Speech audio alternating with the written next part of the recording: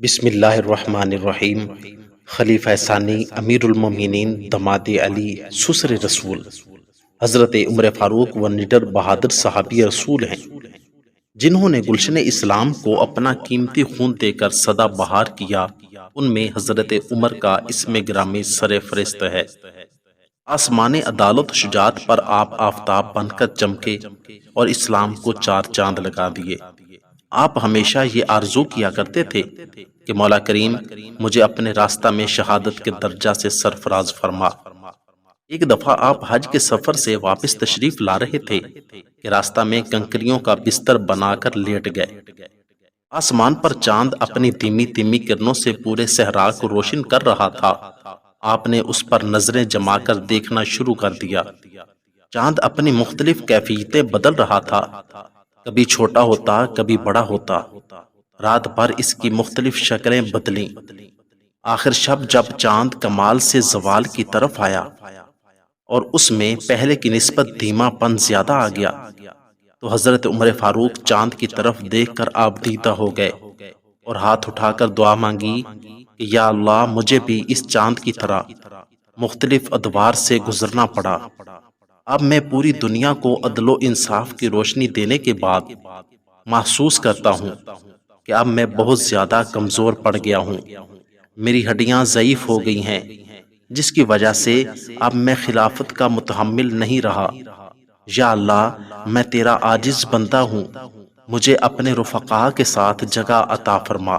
حضرت عمر نہایت رقت اور سوز و گداز کے عالم میں دعا کرتے ہوئے بارگاہ الہی میں عرض کرتے ہیں کہ یا اللہ میں تیرے راستہ میں شہادت پانے کا سوال کرتا ہوں اور تیرے حبیب صلی اللہ علیہ وآلہ وسلم کے شہر میں موت چاہتا ہوں۔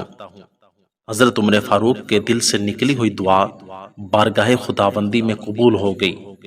حضرت مغیرہ بن شعبہ رضی اللہ تعالی عنہ کا ایک غلام تھا جس کا نام ابو لؤلؤ تھا اور ایران کا مجوسی تھا، جو حضرت عمر فاروق کی فتوحات کی خبروں سے کڑتا رہتا تھا۔ خصوصاً امیر المومنین کے دور خلافت میں ایران کی فتوحات کی خبروں نے تو اس کا دل و دماغ جلا کر راکھ کر دیا تھا۔ ایک دفعہ حضرت عمر فاروق رضی اللہ تعالی عنہ کی خدمت میں حاضر ہوا اور کہنے لگا میرا آقا مجھ سے زیادہ ٹیکس وصول کرتا ہے، آپ اس سے پوچھیں اور کہیں کہ وہ ٹیکس کم کر دے۔ حضرت عمر فاروق رضی اللہ تعالی عنہ نے پوچھا کہ آپ کتنا ٹیکس دیتے ہیں؟ اس نے کہا 2 درہم۔ حضرت عمر فاروق رضی اللہ تعالیٰ عنہ نے فرمایا کہ یہ تو کوئی زیادہ نہیں ہے، تمہارے فن اور کاریگری کے لحاظ سے اتنا ٹیکس کوئی گران نہیں ہے۔ یہ سن کر وہ بدبخت سیخ پا ہو گیا اور اندر ہی اندر جلتا ہوا واپس چلا گیا، مگر اس کے حسد کی آگ اور جذبہ انتقام اور بھی بڑھ گیا۔ ایک دفعہ حضرت عمر فاروق رضی اللہ تعالیٰ عنہ نے ابو لؤلؤ کو بلایا اور کہا کہ سنا ہے کہ تم بہت اچھی چکی بنا لیتے ہو، مجھے بھی ایک چکی بنا کر دو۔ جس پر ابو لؤلؤ نے کہا میں آپ کے لیے ایسی چکی تیار کروں گا جس کی شہرت مشرق و مغرب میں ہو جائے گی۔ جس سے اس بدبخت کی مراد یہ تھی کہ میں تلوار سے آپ کے بدن کے ٹکڑے ٹکڑے کر دوں گا، اور یہ واقعہ اتنا بڑا ہوگا کہ مشرق و مغرب میں شہرت حاصل کرے گا، کیونکہ حضرت عمر فاروق رضی اللہ تعالی عنہ جو کہ وقت کے خلیفہ تھے، ان کا قتل کرنا کوئی معمولی کیس نہیں تھا۔ حضرت عمر فاروق رضی اللہ تعالی عنہ اس کی اس بات کو اپنی بصیرت سے سمجھ گئے اور اپنے ساتھیوں سے فرمایا کہ اس غلام نے مجھے قتل کی دھمکی دی ہے۔ حضرت عمر فاروق رضی اللہ تعالی عنہ نماز پڑھایا کرتے تھے۔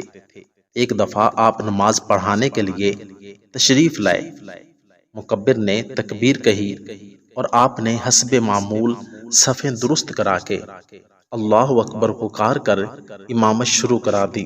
ابو لؤلؤ مجوسی جو کہ آپ رضی اللہ تعالی عنہ کے بالکل قریب بظاہر نماز ادا کرنے کے لیے کھڑا ہوا تھا، لیکن حقیقت میں وہ اس مذموم مقصد کے لیے تیار ہو کر آیا تھا کہ حضرت عمر فاروق جیسے ہی نماز شروع کریں گے تو پیچھے سے خنجر کا وار کر کے آپ کو شہید کر دوں گا۔ اس مذموم مقصد کے لیے وہ زہر میں بجھا ہوا تیز دار خنجر بھی اپنی ازار بند میں چھپا کر لایا تھا۔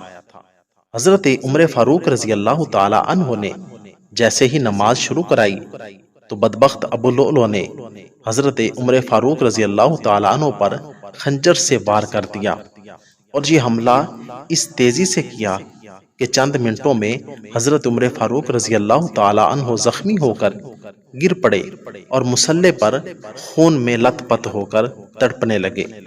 حضرت عمر فاروق رضی اللہ تعالی عنہ نے حضرت عبد الرحمن بن عوف رضی اللہ تعالی عنہ کا ہاتھ پکڑ کر مصلے پر امامت کے لیے کھڑا کر دیا اور اشارہ سے نماز مکمل کرنے کا حکم دیا۔ اس کے بعد حضرت عمر فاروق رضی اللہ تعالیٰ عنہ کے لیے طبیب کو لایا گیا۔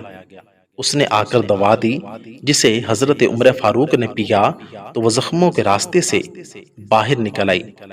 زخم اس شدت سے گہرے تھے کہ ٹھیک ہونے کے بجائے آپ کی حالت بہت بگڑ گئی، اور چند دن بعد یکم محرم الحرام کو اس دنیا فانی سے رخصت ہو گئے۔